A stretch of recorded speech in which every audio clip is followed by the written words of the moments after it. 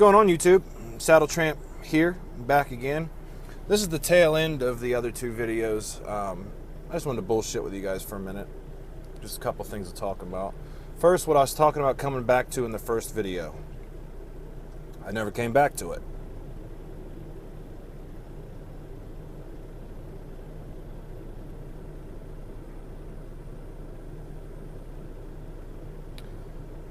Huge companies that, sell cigars in America, like Altadis, General Cigar, they try to trick you guys.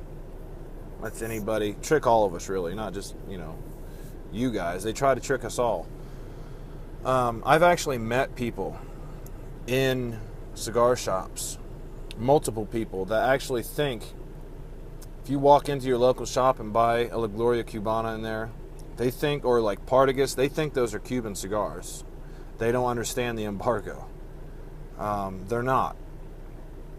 And that's part of the thing why they bought those famous brands of cigars, those famous Cuban brands, and used the same bands and all that shit. They bought those fair and square from the people who fled Cuba, but still, they bank on people not understanding that. Okay, because I've smoked the American La Gloria Cubanas. The only ones I like is like the Bolivar Heritage. It's a real super dark one. That one's pretty good. But like the Partagas and what are some of the other ones? Punch. They're not bad smokes. I just don't really care for them. To me, there's a lot better stuff out there. It's Tatuaje, Alec Bradley, Oliva, Padron. I'm not a Padron fan, but I mean, as far as quality goes, you can't really beat Padrones. They're amazing quality. They're just not my personal taste of cigars.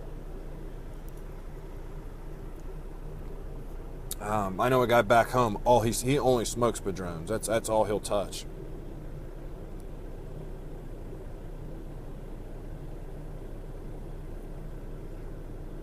But yeah, they try to trick you. After the Millennium Jar came out, the Cubans put out the Millennium Jar.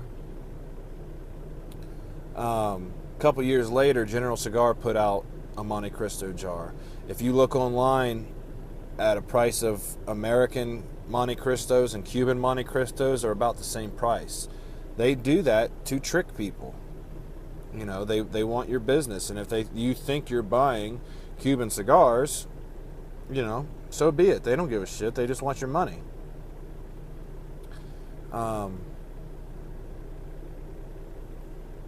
So there's that.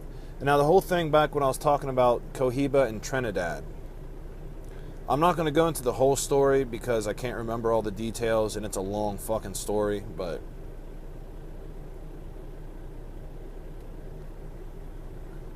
I guess we'll try to do the short version. All right.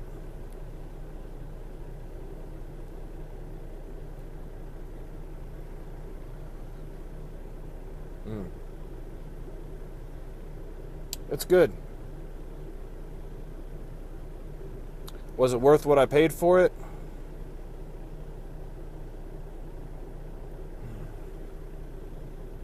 It's pretty damn good. And it's a couple years old. Probably not. I probably wouldn't buy it again. Let's see it just like this. Really good cigar. Probably wouldn't buy it again. Partagas D4s. And like Ramon Alone specially selected. I'll buy those the rest of my life. Those things are amazing, amazing, amazing smokes. Bolivars, the Bellicoso Fino. If you like really strong cigars, try some Bolivars. Partagas are pretty strong, but not as strong as the Bolivars are. I smoked the Bellicoso Fino the other day as like my morning smoke, and by the end of it, man, I'm sitting there like, because I don't smoke cigars anymore, really. Well, I have been lately, but I used to smoke like 5 or 6 cigars a day before I started with a pipe. And I was used to the nicotine. It didn't bother me, man. Now I smoke a really strong cigar, and, it'll lay me out for a little bit.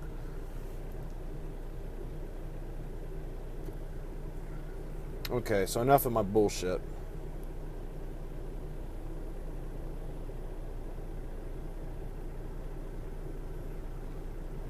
All right. One of Fidel Castro's bodyguards was smoking a cigar, and This is just for those of you who don't know the story. He really liked the smell of it, so he gave Fidel one. He said, "This is great. Where did you get it? I know a guy who's a roller, and he makes these for himself, and he gives some to me. Let's go find this guy." Got with him, did the whole thing. Blase skip. Cohiba is born at the El Aguido factory. Cohiba's born. Cohiba Lanceros, that's what Fidel smoked. That was the diplomatic gift. All this and all that. Well, that was Eduardo Rivera was that guy who created the first Cohiba blend. And then I might be mixing these two names up, but I'm pretty sure Rivera was the guy who created the original blend. And then he quit around 1969, 1970.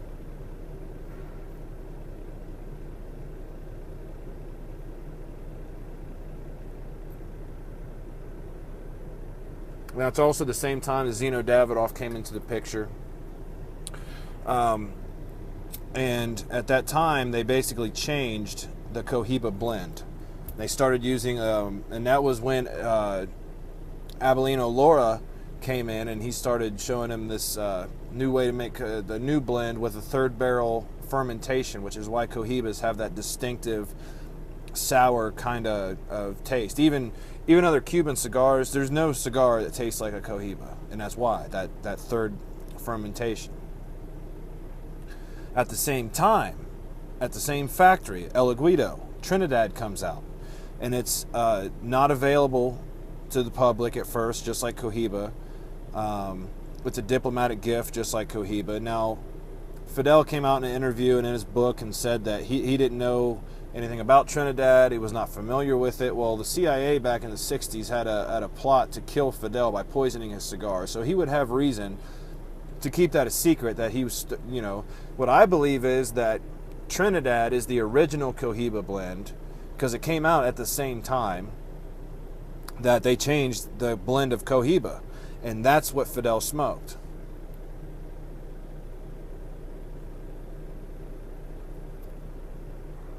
Not to mention, Trinidad is named after the city Trinidad. There's something Trinidad. Well, Fidel also fell in love with, and married a woman from Trinidad. A coincidence? I don't know. So, but to me, if you look at the history, you look at the facts of when the cigars came out and all that BS, who said what, because there was, Abelino Laura also came out and said that Trinidad's were diplomatic gifts that only handed out by Fidel, and Fidel was like, no, that's not right. But anyway, that's what I think. I think Trinidad is the original Cohiba blend, and Cohiba is the new Cohiba blend that came out around that, because that all happened around the same time. Personally, I smoked a Trinidad yesterday and I smoked a Cohiba this morning. I like Trinidad's better. The Cohiba is really, really, really, really good. I just like it better.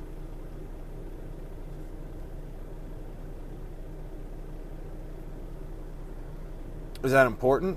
No, not really. Smoke them both, whichever one you like, smoke them. It's just fun, That's one thing I really like. The Dr. Joe show is no more, unfortunately. But that's something I really like about the show, is that he goes really in-depth with brand histories. Because that's the part of it that is really, he loves the cigars, but the history of it, and that's fun to me too, the stories and, why is this cigar, why was it made? What did it mean to the people who made it? Stuff like that, man. It's really cool. But that's about it. Excuse me. I'm here in Sparks, and I got to get my truck worked on. Got to go do some laundry, get a shower, play some Xbox. So I think that's about it. I've jabberjawed enough. I'm going to enjoy the rest of this and relax. And if you can take it easy, take it twice. Thank you so much for watching. I hope this little series helped some of you with something. I don't know. I just felt like making it because I'm hearing a lot of just people say some stupid shit, man.